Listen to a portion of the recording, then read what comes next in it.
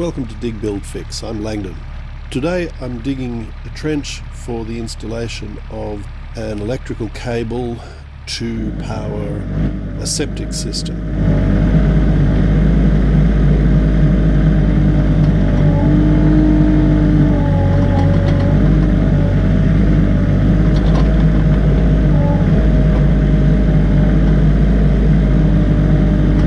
The first challenge with doing work like this is that you're inevitably going to find pipes in the ground that are unmarked. And you can see me picking away very carefully here because in that trench I've already found 2 stormwater pipes. So I'm trying to do the minimum amount of damage that I can on things that are unmarked. When I'm doing this kind of work, I generally try to leave firstly a nice clean edge on the trench. Also a nice clean straight bottom. Another thing I think is important is to keep both sides of the trench clear if you can. So I've got a lot of space on this job. That made it easy to move the spoil off to the left side and leave the sides of the trench open so that when the electrician's there doing their job, they've got maximum sort of flexibility in how they work on the trench.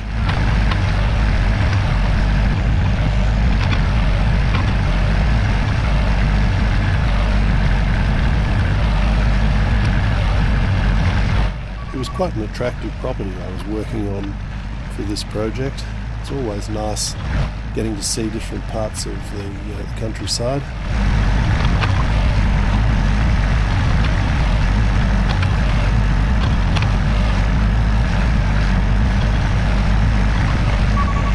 One thing you can see I'm doing here is digging down layer at a time. I'm not trying to dig the entire depth of the trench in one pass. That's partly because of the unknown of what's in the ground. I like to go down maybe 50 or 100 mils per pass with the bucket because that reduces the likelihood of me ripping some piece of infrastructure out entirely. I might just graze the top of it and with the bucket on a pass, and then I know it's there so I can avoid doing further damage. Starting to get into some rock here. There are a couple of spots along this trench where there was a fair bit of rock in the ground. Thankfully it wasn't solid, it was mostly just broken pieces, so it came out okay. As I go along, I always try and tidy up the sides, make sure that there's no loose material sitting on the side of the trench. Back into a lot more rock there. That was a really hard spot. It slowed me down.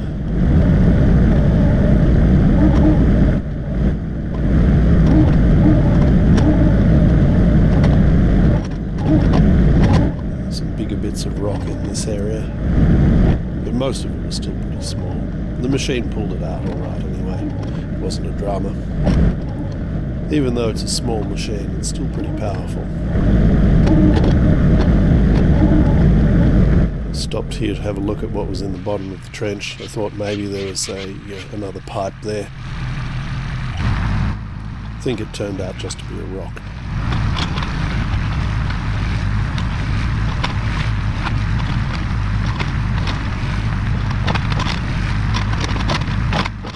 About this point the trench needed to dogleg back towards the septic system.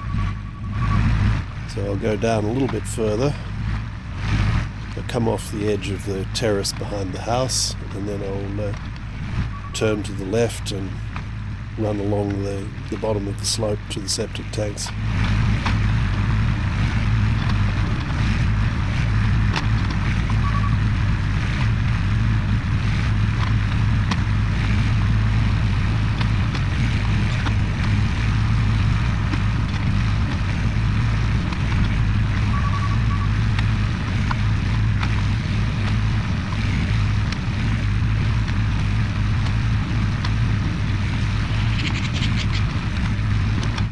I'm aiming for about 500 to 600 millimeters depth on this trench. I like to go a little bit deeper, which just means that if there's any spot where things are a bit uneven in the bottom of the trench, you've always got enough depth.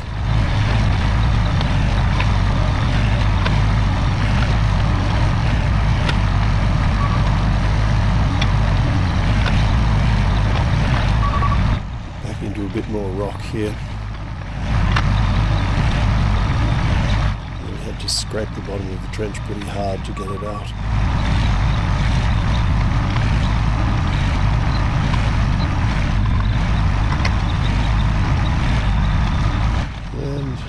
Stopping to have a look at the alignment, decided I'd go a little bit further down the hill.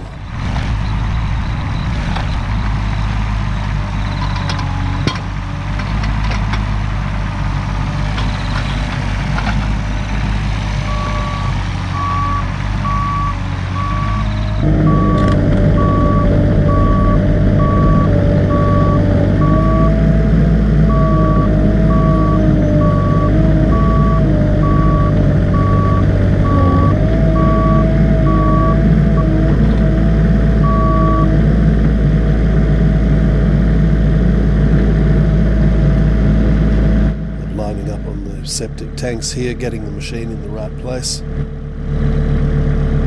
It's always a challenge to get your trench nice and straight, and I like not having any dog legs in it, so I'll hop off, sight between the centre of the machine and the target,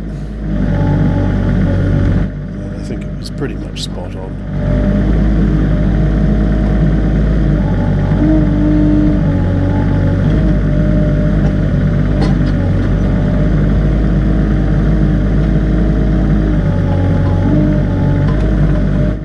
Try and make the corner exact and neat. I'll let the first trench run a little bit past where the turning point is, and that allows the bottom of the trench to be cleaner and easier for the electrician to navigate. It really was a pretty place, this property. Bit of blackberry in the background there on the dam though.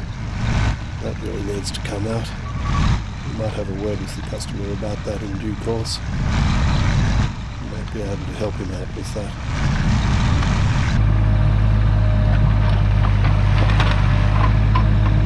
This is a good view of cleaning up the edges of the trench. As I go, I just drag a bit of the spoil that falls off the sides out of the way, drag it back to me, and then keep working. As you go along, you end up with a good half metre on the spoil side that's still nice and clear. Makes it easy then for the electrician or plumber, whoever's working there, to work over the trench, rather than them having spoil to stand on one side and having it fall back in while they're working.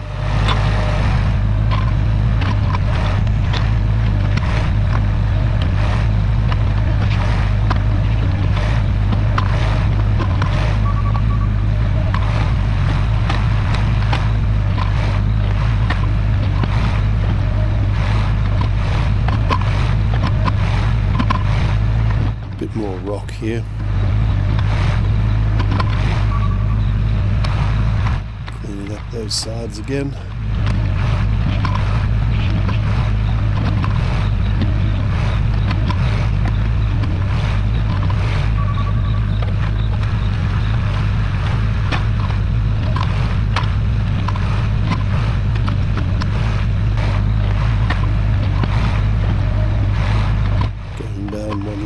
Time, taking it slow, and I managed to find another pipe in here fairly soon, despite my best efforts.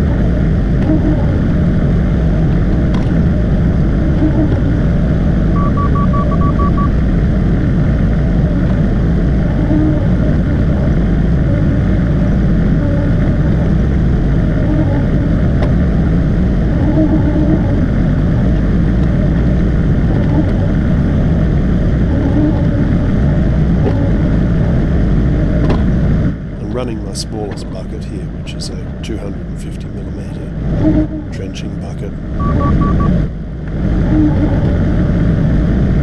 It's a good little bucket and cuts pretty quickly, especially in ground like this, which isn't too hard.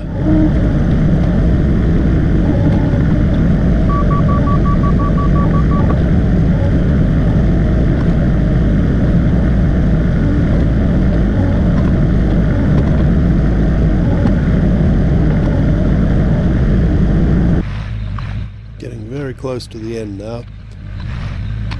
I've just hopped over that pipe that I uncovered. There's a piece of it sticking up in the spoil pile on the right side there, you can see. I think that was just a bit of waste pipe that had been chucked in the hole.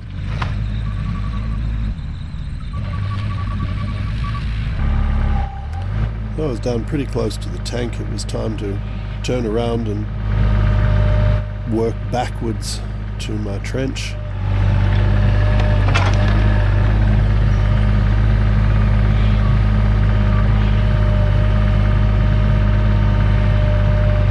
Unfortunately, there's the last pipe that I uncovered.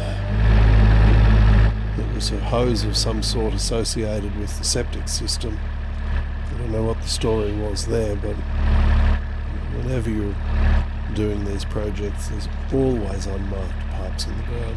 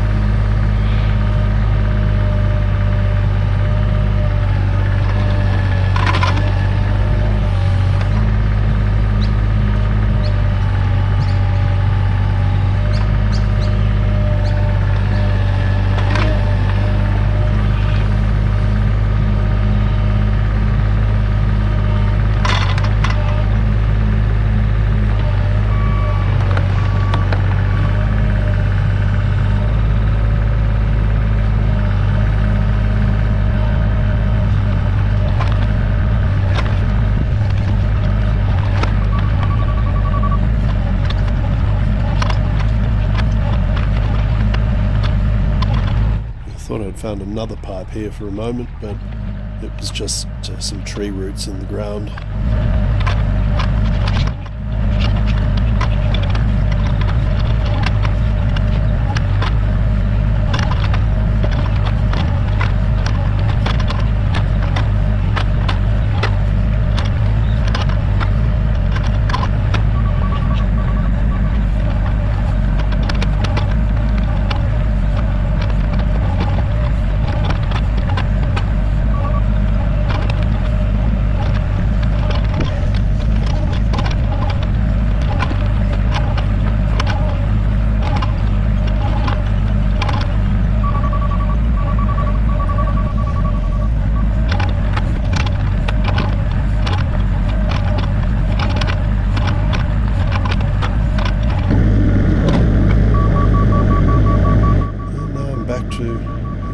Trench, linking them up, hit a bit more rock here.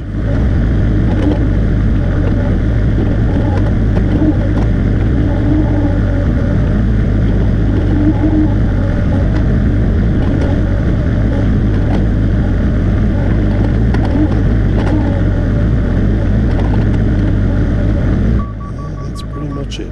Cleaning out the bottom, getting it all level.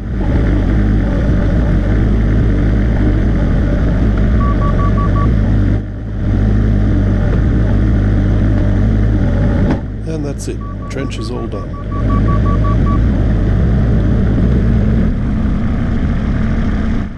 Just need to spin off the ditch. Not my favourite thing to have to do. I always find this a bit stressful. You've just got to step the machine out off the ditch. With these little excavators, it's harder than a big machine. And right there, the right track of the machine sank in that soft material around the tank. Thought there was a chance I was going to roll it over. In fact, it was a bit of a surprise. So I put the boom out on the left side, get the weight off that right track, and it came out okay. All done, so heading back to the truck to load up. And I realised I had a bunch of dirt sitting up on the blade, so I kicked that off. Didn't want to drop that on the client's nice white stones.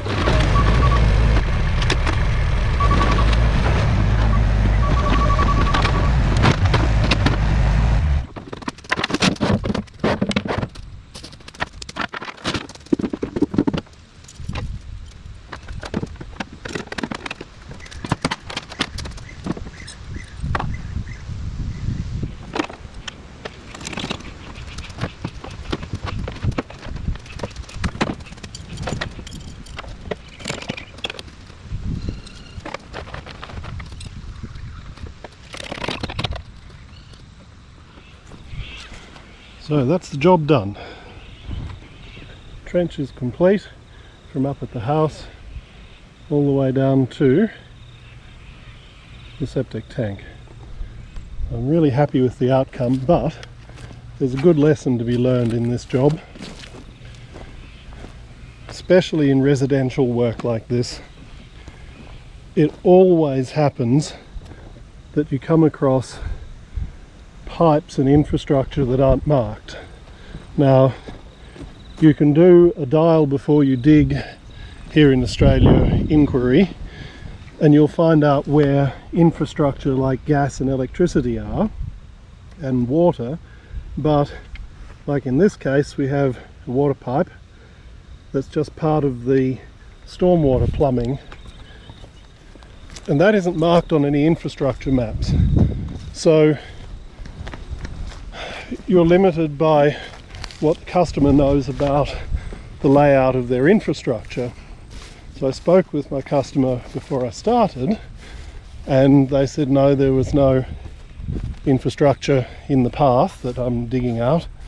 But in the end, we came across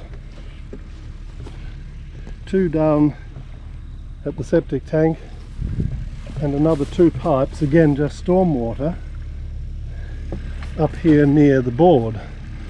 Now, I didn't take the trench right up to the wall because I didn't know what might have been there, but this gully trap is an indication. We talked about that and we thought that it ran that way down the side of the house, but apparently it actually runs diagonally across and down there somewhere.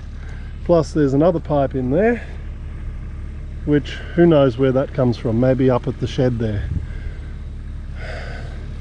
Whenever you're working in a residential area, there are always going to be unmapped pieces of infrastructure.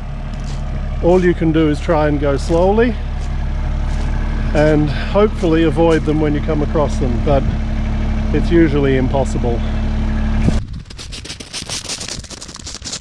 It's not golf, but it's always polite to replace your divots. Clean up after yourself. I think that looks pretty good. All loaded up, ready to go home. Another job done.